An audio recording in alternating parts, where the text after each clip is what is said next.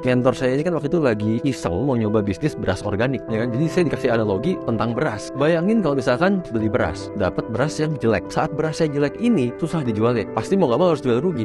Tapi kan kalau di trading seolah-olah saya tungguin sampai ada yang mau beli di harga untung. Saya pegang terus beras nih.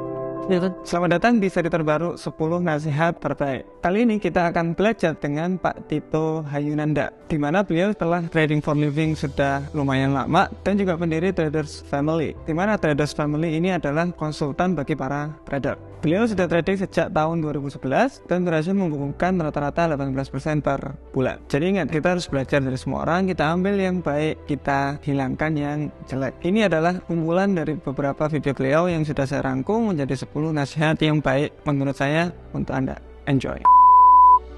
Kita menjadi seorang profesional trader itu bukan cuma sekedar tahu kapan saatnya masuk market, tapi tahu kapan saatnya kita besarin resiko. Kenapa saya besarin resiko? Karena momentumnya jelas major trend. Ini sangat worth it untuk diambil. Dalam artian kan berarti kalau profit, saya bisa profit besar sekali. Tapi kalau loss, udah terbukti loss saya berapa? Loss saya kecil. Enggak 30.000, ini hanya 10%.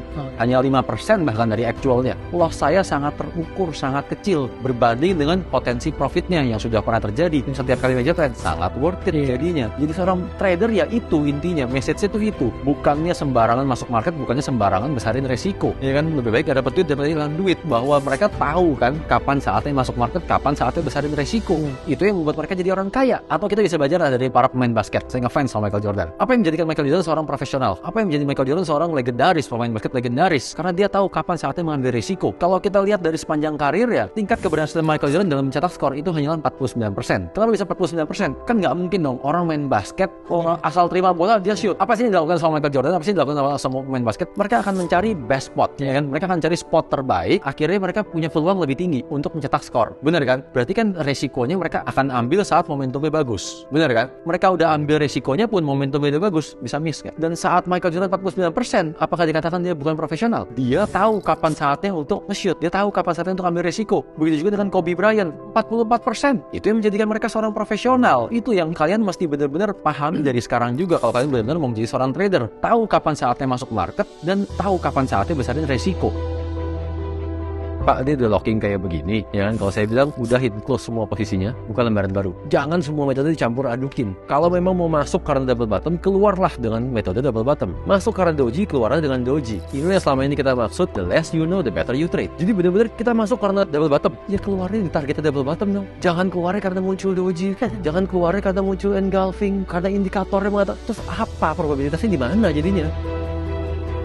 Ya pernah saya loss, bukannya nggak pernah. Di awal saya juga loss, tapi saya belajar. Dan apa sih pelajaran yang saya petik waktu saya loss? Bahwa seharusnya saya menganalisa dulu gitu loh, bukan asal-asal masuk market. Dan hasil analisanya saya jadikan trading plan dulu, baru saya eksekusi. Itu yang paling penting. Kalau di bagian menganalisa sama trading plan-nya aja udah nggak bisa, udah nggak usah mimpi mau trading for living, nggak mungkin bisa.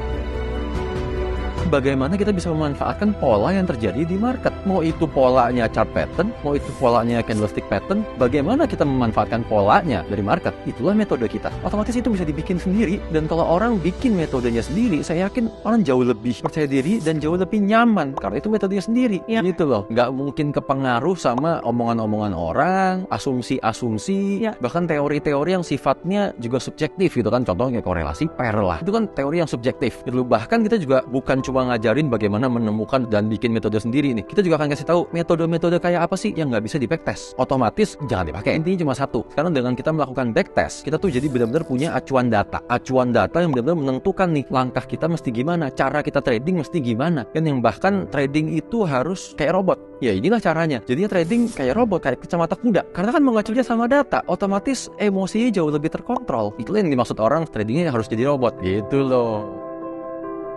Balik intinya, kalau kalian mau menjadi seorang trader, itu ada proses, pasti butuh proses. Ini adalah kalian. Proses untuk menjadi trader itu gimana? Di sini akhirnya kalian akan menjadi seorang trader. Apa aja sih ini? Ini prosesnya adalah pertama kalian harus belajar. Dan setelah itu kalian akan harus meluangkan waktu untuk belajar. Setelah itu kalian harus komit. Setelah itu kalian akan melakukan banyak sekali kesalahan. Dari situ kalian akan belajar untuk disiplin. Karena dari inilah semua akan membuahkan yang namanya pengalaman. Saat pengalaman-pengalaman ini kalian dapatkan, itulah yang akhirnya akan membentuk mental bagi kalian semua. Mental ini akhirnya akan membentuk menjadikan kalian seorang trader, bukan metode.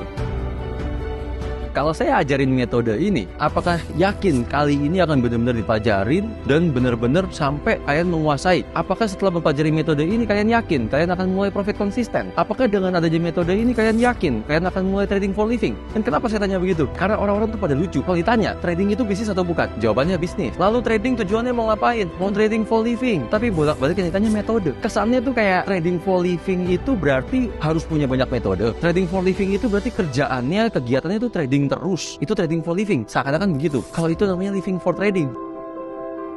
Kalau orang profitnya dikit maunya diambil, itu sebenarnya bukan greedy, tapi itu sebenarnya takut profitnya hilang. Yang sama orang kalau yang SL-nya digeser-geser, lalu bahkan nggak pakai stop loss, orang kan suka bilang itu nggak disiplin. Tapi yang sebenarnya bikin nggak disiplin adalah sama takut loss. Rasa takut dan rasa greedy ini nih, kalau menurut Excel munculnya itu karena apa? Kalau menurut saya emosi sih, Mbak. Emosinya itu kalau lagi trading bisa sampai meluap-luap. Karena apa? Modal yang terbatas. Dan kalau orang pakai modalnya kecil, itu loss sedikit aja berasanya gede. Contoh simpelnya gini, modal $1.000, kalau kita profit 100, orang bilangnya kan, aduh profitnya cuma 100, nggak cukup buat hidup sehari-hari. Tapi kalau modal 1.000, sekali loss 100, gede apa kecil? Ya, gede sih. Gede kan? Langsung berasa kan? Terus orang lotnya dibesarin kan? Saat lotnya dibesarin, emosinya lebih nggak stabil nggak? Ya lebih nggak stabil. Ya kan lebih dominan lagi kan? Karena sekali loss, lebih berasa. Jadi ini tuh sama kayak orang kalau gajian lah. Orang baru gajian itu kan, laguannya udah kayak sultan enggak?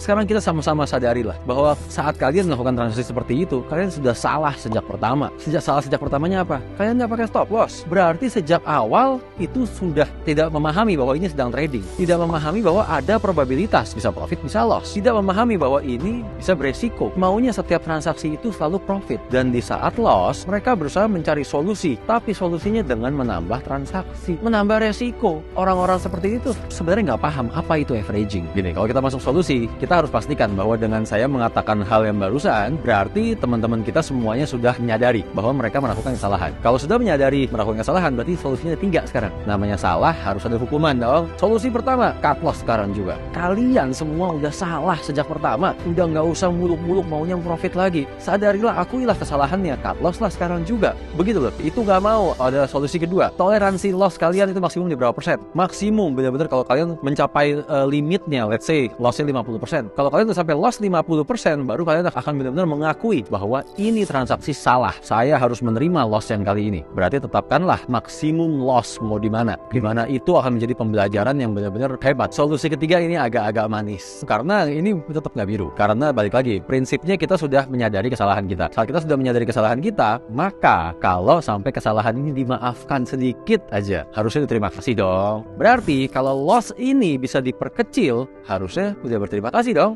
Pastinya sih gitu. Mestinya. Kalau kayak gitu sekarang, averaging pertama, kedua, ketiga, keempat, kelima kan semua ini nggak ada alasan nih. Hanya karena harganya lebih bagus, harganya lebih murah. Sekarang kalian punya kesempatan untuk 1 kali averaging lagi. Tapi kali ini averaging yang benar-benar direncanakan. Benar-benar kali ini dianalisa, direncanakan, cari di mana adanya turning point, di mana akan terjadi reversal. Tunggu konfirmasinya. Bisa pakai candle, bisa pakai apapun lah. Kan metode yang digunakan, mau itu pakai chart pattern kayak, mau itu candlestick pattern, terserah. Tapi yang penting cari turning pointnya di mana sudah menandakan akan terjadi reversal. Begitu konfirmasinya terjadi, disitulah averaging untuk terakhir kalinya. Saat dibilang itu averaging terakhir kalinya, ingat ya, ini averaging. Yang berarti 6 harga ini hitung average-nya berapa, baru cari sekarang exit-nya. Exit ini mau nggak mau sekarang nyari entry dulu, bukan nyari exit dulu ya. Baru exit. Di mana kita bisa exit yang berdasarkan analisa kita itu udah maksimal. Udah nggak usah muluk-muluk, nggak usah neko-neko. Bisa nggak ya sampai profit saat harga mencapai itu? Bener-bener itu harus TP, selesai transaksinya, tutup semuanya. Dan loss-nya hanya bisa diperkecil. Jadi mentor saya ini kan waktu itu lagi iseng mau nyoba bisnis beras organik. Jadi saya dikasih analogi tentang beras. Bayangin kalau misalkan beli beras, dapat beras yang jelek. Saat beras yang jelek ini kan susah dijual ya. Pasti mau nggak mau harus jual rugi sebenarnya. Ya, tapi kan kalau di trading seolah-olah saya tungguin sampai ada yang mau beli di harga untung. Saya pegang terus beras ya kan. Buat apa dia bilang? Beras jelek siapa yang mau beli di harga tinggi? Mau dipegangin sampai kapanpun nggak akan pernah ada yang beli gitu loh. Jadi momen itu dikatakan bahwa namanya berbisnis selama masih ada yang mau beli, walaupun itu jual rugi. Jual. Yang penting kita masih pegang uang lagi. Ya, kita bisa beli beras lagi. Kali ini benar-benar black fish dong cari beras. saya kan udah belajar dari pengalaman. Private cari beras yang benar-benar bagus, bisa jual di harga yang tinggi, toh dari hasil profitnya itu lakukan secara terus-menerus akan menutupi kerugian yang kemarin. Yang penting duitnya muter. Itulah pertama kali saya ditanamkan mindset seperti itu. Dalam berbisnis, yang penting duitnya muter. Untung rugi itu bagian dari bisnis, itu bagian dari trading. Mentor itu profit, tapi semua tradingannya nggak pakai stop loss, nggak menggunakan manajemen. Yang saya berani bilang, kemungkinan besar mentor tersebut adalah full-time trader, ya kan? Sementara Excel baru mau belajar, mungkin nggak langsung menjadi full-time trader? Mungkin gitu. Mungkin nggak Excel memutuskan, oke, saya mau belajar dari si mentor A, langsung resign dari pekerjaan yang sekarang? Nggak mungkin kan? Nggak mungkin. Teman-teman kalian nggak mungkin kan? Langsung komit meninggalkan semua aktivitas kalian untuk memantau harga setiap saat. Sementara si mentor tersebut, dia adalah full-time trader, dia bisa memonitoring harga dalam waktu yang lama. Sehingga dalam kapanpun juga dia bisa langsung cut posisinya saat pergerakan market tidak sesuai dengan analisanya. Ini yang bahaya karena metodenya mungkin bisa dipelajarin, tapi kalian nggak akan pernah bisa jalanin karena kalian bukanlah full time trader. Jadi intinya balik lagi, kalau namanya mentor itu harusnya bisa ngajarin step by stepnya. Metodenya pun benar-benar bisa diajarkan ke semua orang gitu loh, bukan yang subjektif. Dan step by step ini sangat penting untuk membangun fondasi dari para murid-muridnya.